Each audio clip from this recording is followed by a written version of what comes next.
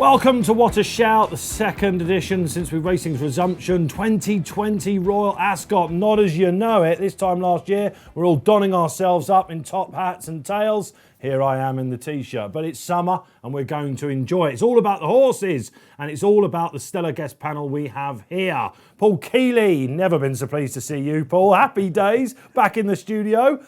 Lockdown blues, straight into the punting. How's it gone? Well, it's coming back. It's certainly better beats decorating.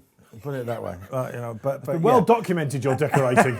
yeah. Well, I had to do something during the downtime because I was literally pulling what's left of my hair out, doing nothing. But yeah, it's been hard. How's the radar? It's going to be hard. I backed 6 seconds on Saturday. Well, that means you're doing something right, doesn't it? I'm close on the radar, yeah. So hopefully we'll hit a couple now. Yeah, that's an interesting point. We'll get to that. Also, from Ireland, Dave Jennings back on the show. Dave, how are we? I'm good, Dave. Can't wait for Ascot now to kick off. Yeah, absolutely. Dave Jennings did the piece, page 2 today of your Racing Post. Cannot miss that article. All about a cup of tea, Dave, rather than champagne. Yeah, it's a completely different feel this year. I'm sure people that usually go every year are going to find it extremely strange. But the thing that I pointed out in the article is that it's all about the racing this year. And we're just lucky at Ascot that there is such good racing, because if there wasn't, it would be very hard to cope with the lack of glitz and glamour. But yeah, fantastic racing. And day one in particular is going to be really interesting. Okay, and from our sponsors, Bet365, the stalwart that is, Pat Cooney joins us. You've had your debut on Friday on the show on the comeback, Pat. You now know the format. Raring to go? Yes, fit and fancy. Thank you, Dave. Good morning to you. Absolutely. Okay, well, Pat will be giving us market updates as we go. The two boys will be delving into the form. We've got selections for you. It's the biggest shouts on all the biggest races here on What a Shout. Now, don't forget the Members Club offer. We've been banging that home here. Why? Because it's £10 for 3 months. All the premium info. You get Paul Kealy's tips. You get all the race replays, as much as you want. Spotlights, they're all there. £10 for 3 months. Literally giving away. Promo code RACING is back. Right then. Okay, let's get it started. Kills, usually the Tuesday of Royal Ascot has been Group 1, Group 1, Group 1, Group 1. Here we are, Buckingham Palace, back into the fray. They even dropped the race, and now we've got it 150. Minefield, or? It's a minefield, yeah. I love the old Buckingham Palace. It was one of my favourites. I mean, I'm a handicap man. Yeah. Really, but yeah, I certainly don't mind seeing it start the day. We've still got the Queen Anne afterwards. It is a very tough race. I think they focused on a couple of Hamdan and Maktoum horses. They have. One of them being Darrick, his favourite.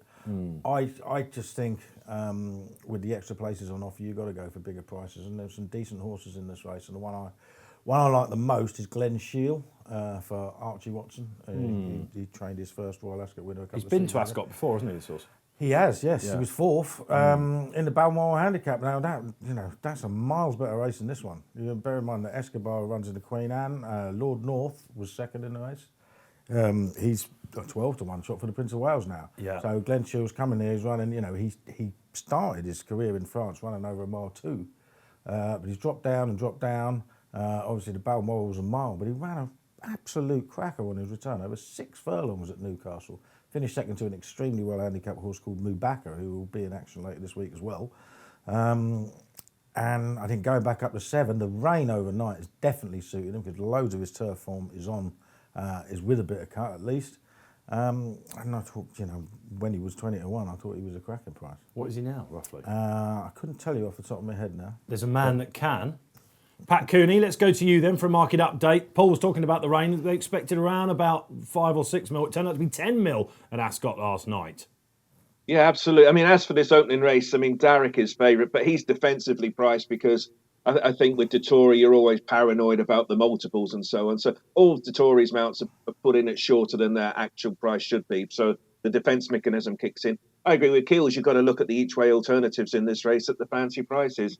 He touched on Glen Shiel, that's at 16 to 1. I think the way to play this with the first 5 and the draw, you're probably better off backing one each way drawn high and one each way drawn low. And Glen Shiel, I wouldn't put anyone off that at 16. And the other one my eye is drawn to is Cliffs of Capri, Jamie Osborne. He's drawn 27, and he's about 16 to 1. If you get one of them in the frame, your quid's in and you might land on the winner. So I quite like Cliffs of Capri, drawn 27, but cracking race to start us off with. But as long as Frankie doesn't win, I don't care what wins it. Yeah, I think that Kevin Morley in the trends section in the paper put up Clifford's Capri as well. DJ, knock it out the park for the Buckingham Palace. Yeah, I actually like Greenside here, and I'm pretty sweet on him as well. Like, he was very unlucky in the Spring Cup last year at Newbury when he was fourth, and he's got really strong form first time out. He won after a 206-day break in 2016. He won after 331 days off in 2015, and I thought that form last year in the Challenge Cup when he was just denied by Kinran, that was over the same course and distance. I thought that was really good form. They were miles clear of the third. And Marcagiani takes off £5, which brings him back down to a mark of 94. So I thought with the ground, a little bit of cut in it, he won on soft ground at Newmarket when he won his maiden. So I think he'll cope. And Greenside at about 20-1 each way from me. Oh, we're covering the field, aren't we? Nicely. Age is just a number for Greenside. I like Queso, Nigel Tinkler's horse, who ran behind Darrick on his return at Newcastle. I got a bit of business with this horse. I put him up for the Victoria Cup last year. Just got nutted, didn't he? I think the rain will be in his favour, and I quite like his draw as well. So Queso for me. There are your tips for the opener, the Buckingham Palace, the Cavalry Charge. Okay, Group 1 time then. The second race at Ascot is the Queen Anne Stakes, and not a vintage renewal, but there's one at the top of the market here that we need to home in on, Pat. What sort of price is Circus Maximus at the moment? As we speak, Dave, he's 100 to 30, and I've got to say he's very easy to back. The form book says he's got a massive chance. He's the Group 1 in winning horse, but I think he's one of those horses I don't think the public have actually really latched onto, as they sometimes do with these Ballydoyle horses. And I think people, again, as we touched on with the opening race, are looking for each way alternatives. And plenty of horses being back. Terrabellum with Frankie up is always popular. But the each way money looks like horses like Fox Chairman, those types of profile. Form on soft ground, progressive, unexposed at this level. But Fox Chairman catches my eye. But Circus Maximus, I think if you're a backer of him and you're a fan of the horse, I think you'd be a little bit surprised he's as easy in the market as he has been. That is a tempting price, isn't it? 100 to 30-ish. Dave Jennings, going to come to you on this. Circus Maximus, you said in your piece in the paper today, he's got a whiff of the Giant's Causeway about him. Yeah, he does. He's obviously not as good and not near as good at this stage of his career, but he's just a battler. Like, he just really gets down and dirty and knows how to win, which is going to be key in a race like this. He's looked beaten in most of the races he's won so far. Even at Chester last year, he's looked beaten. So he's got that ability to pull it out of the hat. Look, he's favoured and he deserves to be favoured. My horse to follow for the season is Roseman. I think this could be a very, very good miler. He's so lightly raced. He's done remarkably well to get up to a mark of 114. And in the Hampton Court last year at Ascot over a mile 2, he just got an really, really bad ride, stayed on quite strongly. But it was that form at Newmarket last season when he signed off the season. He hammered Century Dream, who was very impressive on Saturday at Newbury, an accidental agent on heavy ground that day. And I've just been praying for rain, and my prayers have been answered. It's going to take the sting out of the ground, and I think he's going to absolutely love it. He's the one, I think, who's got the most scope for improvement this season. And at about 20-1, 16-1 maybe, I think with the rain after arriving, I think he'll be the one for money in this Queen Anne. Roseman. I mean, I almost forgot he was running in this race. And it brings you back to the point, doesn't it? The trainers haven't had the luxury, Paul, of being able to give them prep races. We as pundits haven't had the luxury of March, April and May to remind ourselves of all these flat horses. We came straight out of Cheltenham, that was it, straight to the flats. I mean, are we guessing a bit more as punters versus bookmakers at the moment? Well, I think you have to, because you haven't got that form to go on. You don't know, horses still need to train on from 3 to 4, don't they? You don't know. As far as this race is concerned, it is, like the previous 2, 3, 4, even going all the way back to Frankel, a terrible Group 1. The milers in Europe in general over the last few years since Frankel haven't been very good. Now, last 2 years, the race has been won by handicappers with straight track handicap form at Ascot. Accidental Agent obviously won it 2 years ago. And Lord Glitters won it the following year. They'd been first and second in the 7 furlong handicap in 2017. Yeah, of course.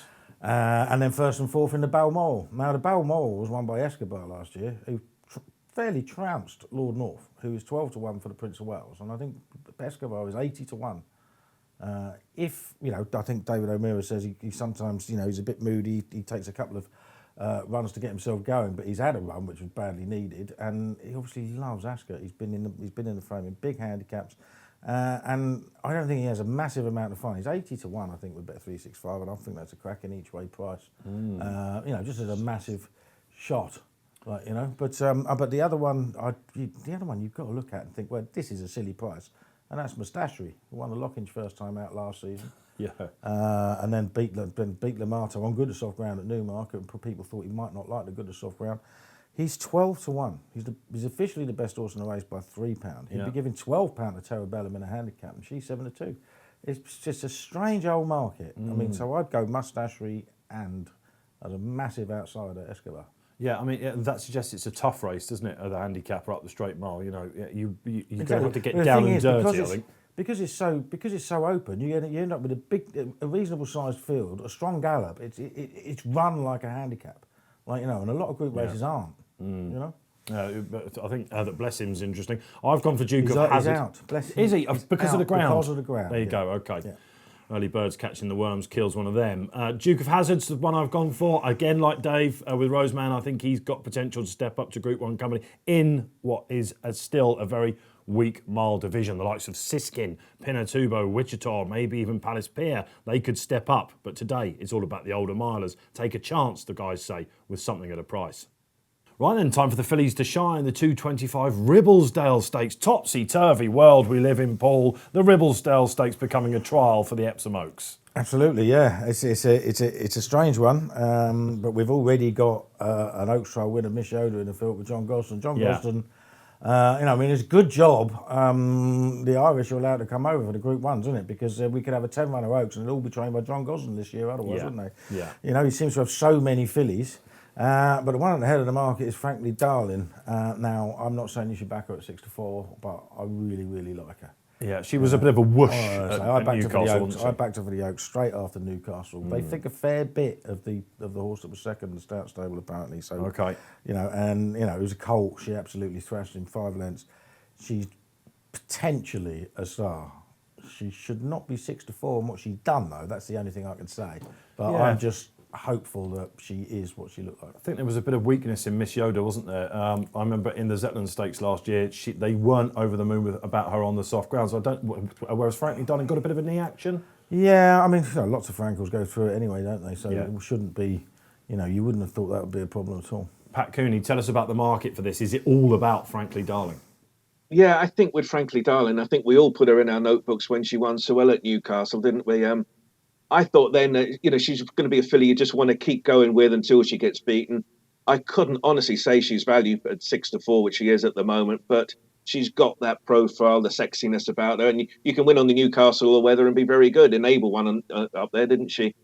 Likely winner, yes.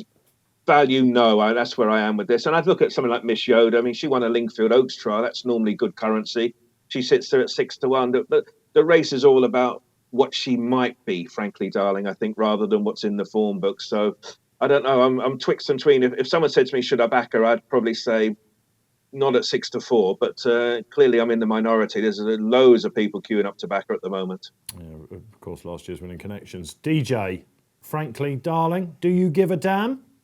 I do, yeah. I think she could be very good. I think the lad summed it up quite well there.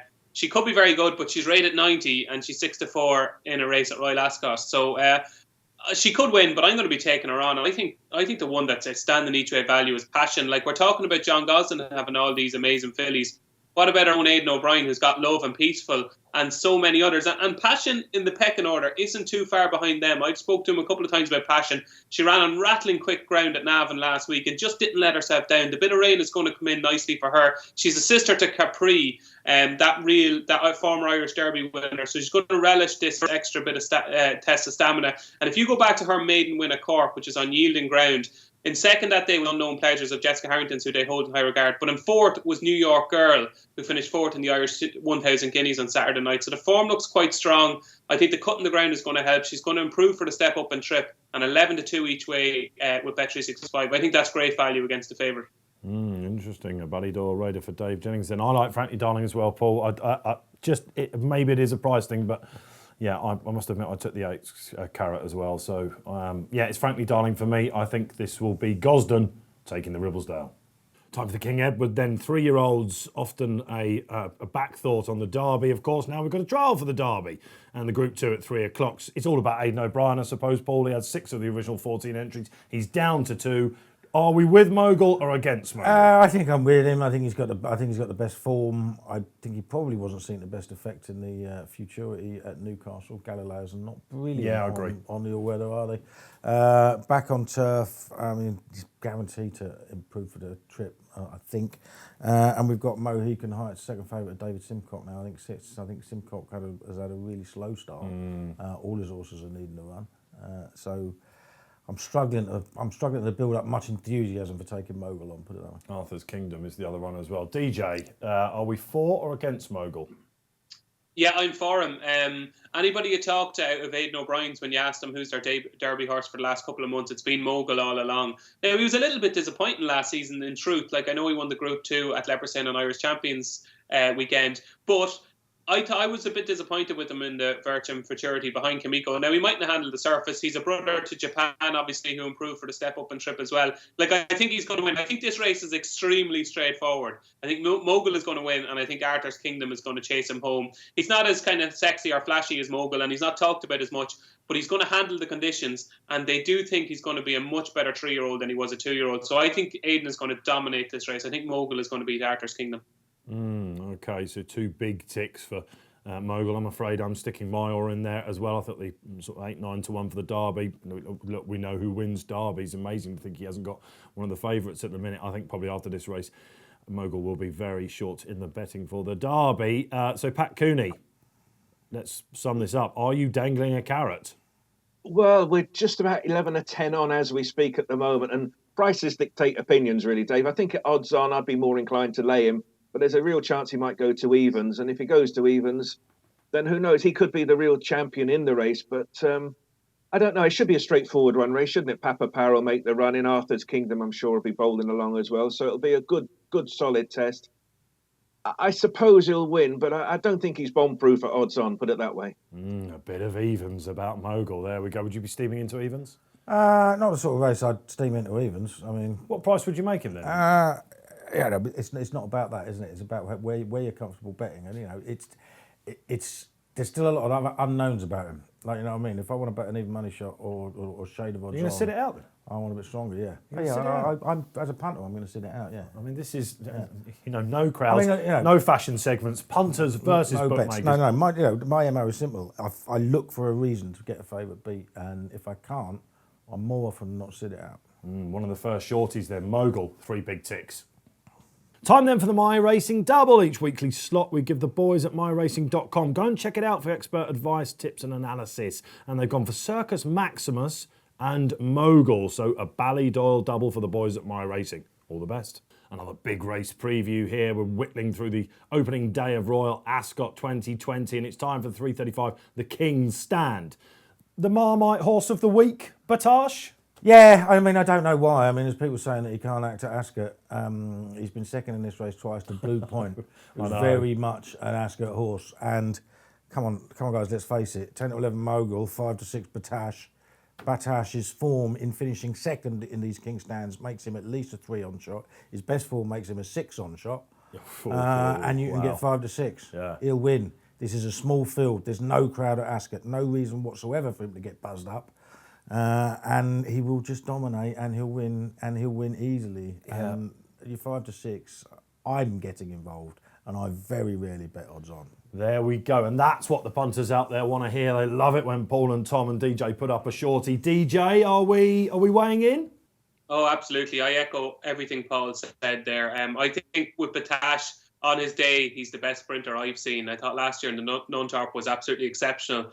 And if he reproduces anything close to that, he's going to hammer these. And the thing is, people are saying he doesn't like Ascot. If he repeats either of his runs when second to Blue Point, he wins this easily. I can't believe he's not shorter. The one who I think will follow him home is a stablemate, Equilateral, who is a bit of an enigma. He never really produces it when you really want him to. But I think he's better than the rest of these. So I think it could be a 1-2 for Charlie Hills with Batash and Equilateral. Interesting. I guess with Batash, I mean, I was all over him to beat Blue Point last year. And if you remember, he was drawn nearer the stand side, just had to move over mid-race. If you're into your sectional stuff, that was sizzling what he did mid-race. I just wonder whether something is going to be like... It's amazing at Royal Ascot, we're talking about the Cheltenham factor, isn't it? You know, do horses like the track, but 0 from 4. So he was around about 4 to 6 when I put my selection up. I like Liberty Beach for this. I see that Tom Segal's picked him up as well. If she can get onto the back of him, I'm fascinated to see what she can do. She's the 3-year-old in the race, a little bit like the Queen Anne.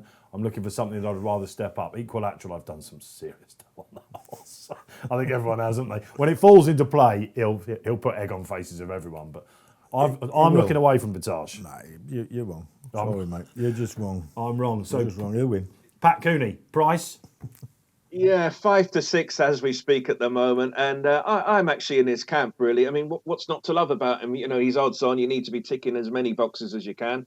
It's his first run of the year. He won first time out at 2, at 3, at 4, and at 5. So first time out at 6, not a problem.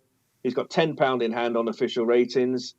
He's just a rocket, isn't he? I mean, I give some love to Glass Slippers as an Abbey winner, and of course, Batage disappointed that day. But I can't even see Batage getting beat on the ground. He won an Abbey on soft ground a few years ago. He breaks track records on fast.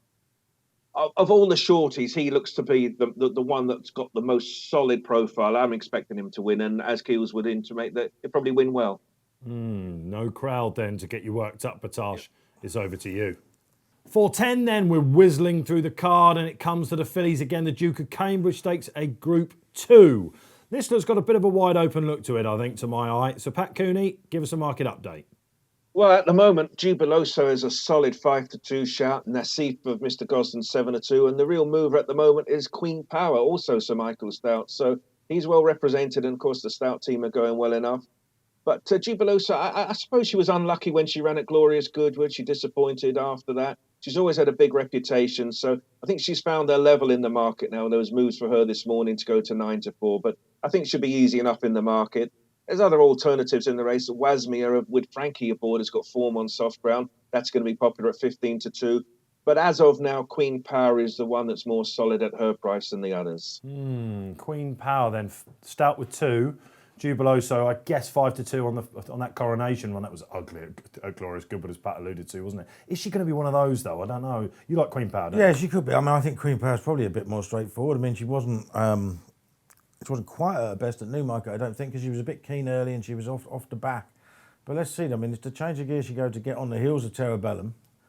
She's only got beat just over a length. Yeah. I mean, I know there's a bit of a Frankie factor built into the price, but Terabellum's 7 to 2 to win the Group 1 Queen Anne Stakes against older colts and geldings.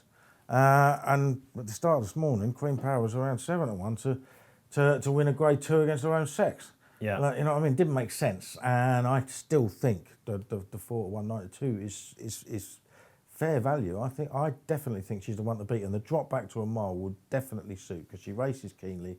If you get a bit of pace in there, she'll stay on strongly. And again, Ascot coming from behind is much, much easier to do at Ascot than it is at Newmarket. For Queen Power then. I'll tell you what, it's been a rather friendly exchange so far between you and DJ, isn't it? Is that going to continue, Dave Jennings, or are you looking elsewhere for Queen Power? Oh, we're best pals today, Dave, me and Keels. I'm a massive Queen Power fan. I thought she did incredibly well, finished as close as she did in the Dahlia at Newmarket. She was keen early on. The front, like I thought Magic Lily had the run of the race up front, and the fact that she was able to still finish a length and a half ahead of Magic Lily, given the way the race panned out, I thought that was a serious performance. It's funny, in these Royal Ascot markets, they haven't really taken shape anti-post, and for the last week or so, I've been thinking this Queen Power is a ridiculous price, a double-figure price. Then she was into kind of 9s, 8s, 7s, and you're kind of going, she's still too big of a price, and she's gradually getting to the price she should be. I think she's about an 11 to 4, 3 to 1 shot, so I still think she's a bit of value. And if she does settle early and there is a decent pace, I think she's going to be extremely hard to beat. Very interesting. I'm hoping for a decent pace for Lavender's Blue. I think if you watch back that Sun Chariot run when it was slightly easy ground, I think she was very unlucky not to go close that day behind Billards and Brook, a horse that would go very close in this race to my mind. So around about 6 to 1. I think if she was trained by anyone else, and Amanda Parrott has had a couple of winners, she should be shorter as well. Duke of Cambridge Stakes then. Queen Power, sizzling selection. Bringing down the curtain then on day 1, Royal Ascot. It is the Ascot Stakes 2 Mile 4, the marathon. No Willie Mullins battalion coming over this year. 10 out of the last 10 have been over timber in some form. Verdana Blue as favourite, Ryan Moore on. Punters are going to latch on, aren't they? No, I don't think they are. I think bookmakers latched on to start with, and punters may have latched on, but poor old Verdana Brew, you love her, don't you? But the rain follows her around, doesn't it? It does. And that's It the does. problem. I mean, they weren't expecting 10 mil last night, but that's what they got. The round course tends to be a little bit softer than the straight course anyway, and it was good to soft until Monday evening. And I think she's a doubtful stay at 2.5 miles as well. I mean, I see Nikki Henderson's got her in the Queen Alexandra over 2 miles 6 on Saturday as well. But I think she's a really doubtful stayer, and her actual flat form doesn't make her particularly well treated on what she's done. So I can understand why she's favourite given her profile. She's a red hot hurdler when she gets good ground, but I think she's a 2 miler. I think Moon King will end up being favourite. Rafe Beckett's just a win machine last year. Just looks like the further he goes, the better he'll be. He'll be just an out and out grinder. Great attitude. Yeah, he's got a really, really good attitude. I think he's the one to beat. The other one I backed is Dubawi 50. I mean, he's been a bridesmaid so many times. He's been fourth in the Chester Cup. Has run well in this? He was second in this 2 years ago, surrounded by Willie Mullins trained horses in first, third, and fourth. Yeah. Of course, there's no Irish. He beat the rest of the field by 4 lengths or so. And after a year off last year, he was second in the Northumberland Plate off a £3 higher mark. The Plate was a miles better race than this is. If he's in that sort of form, he'll go very close. Karen McClintock then. David Jennings, the marathon. Where are you going? This is my strongest fancy of the entire day, Dave. I'm a Land of Oz man, so I am. I'm not convinced by Verdana Blue at all. I don't think he'll stay. And he's hardly chucked in, really, is he? I don't like I don't like Verdana Blue at all.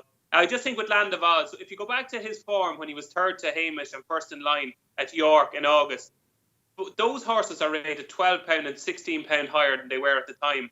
I think he's a thoroughly progressive stayer. He's won over 2 mile 2 at Newmarket when he was keen, and he stayed on and still got the job done last season. So I don't see any reason why he won't stay here. He's drawn in stall 1. Sir Marcus had 4 winners in the last fortnight, so his team are starting to fire. And in a poor renewal of the race, I think Land of Oz is the one potential stake stayer that's coming through, and I think he's going to have another good season this season. I'll be bitterly disappointed if he's not in the 3 Land of Oz. Yeah, it was way too keen in the Cesaro, which wasn't he? I was on him that day, and I'm on him as well, DJ. I thought that the comeback screamed all about the Ascot Stakes, and as you've quite rightly said, Sir Mark doing rather well in June as ever. Pat Cooney, he's been a bit of a steamer, Land of Oz, hasn't he? Yeah, he's a popular horse, and as they touched on there, Sir Mark is off and running again with the winners, isn't he? You look at Verdana Blue, and I think, unlike most people, I find it hard to fancy her. I mean, she didn't run in the Champion Hurdle because it was soft ground. Who knows what the ground will be by 4:40 today? If it's soft ground and she's got top weight at 9 stone 10, there's plenty of reasons not to fancy. I think it'll be a terrific performance from her if she does win. And I'm like everybody else. I'm looking around for each way alternatives in the race. I actually thought something like Blue Laureate would have some sort of a chance. Former Ascot, Kieran Fallon claiming 3. But I'm like you already. I'm thinking the favourite's very, very beatable. Her price will depend on how Ryan Moore has gone throughout the afternoon and what the weather is.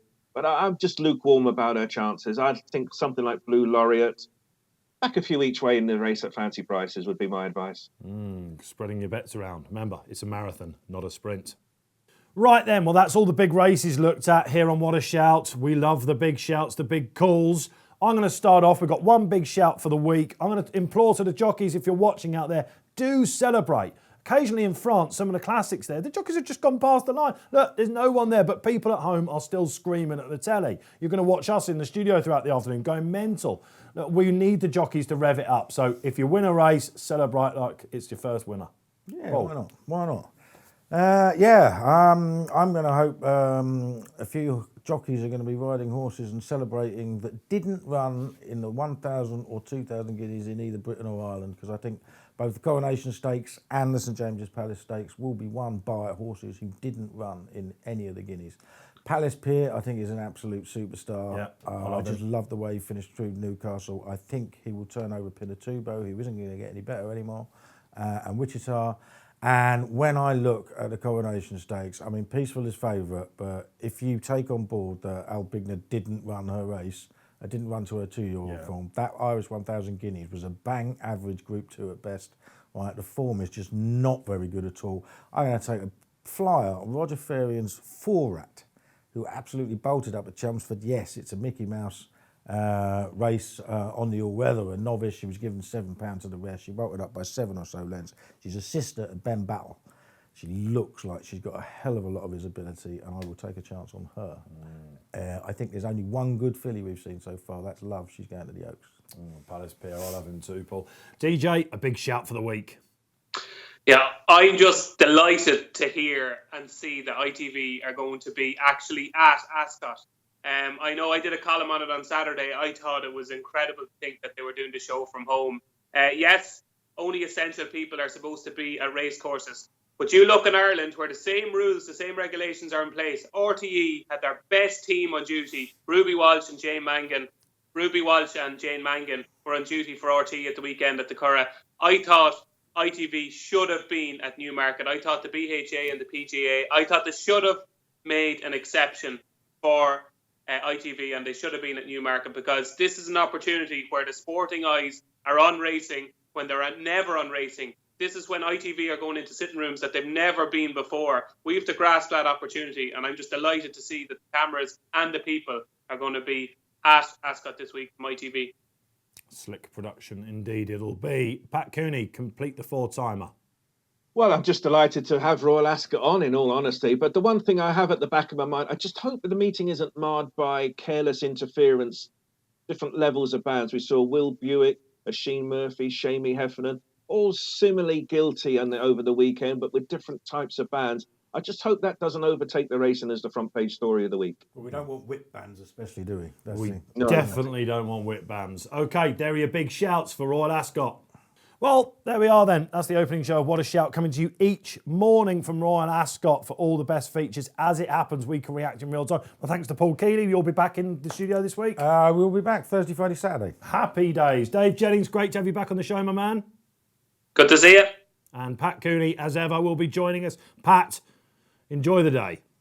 Thanks very much. You too. So, this is me, Dave Orton, signing off here on What a Shout. Don't forget, you can keep your panel questions coming. You can do that on Twitter, YouTube, Facebook, however you're watching us. Hashtag What a Shout. Keep them coming. We love the feedback. Don't forget to like it, of course. Download the free Racing Post app on the Play Store or Google App Store. And, of course, don't forget, all this week, whatever you're doing, have a bit of discipline.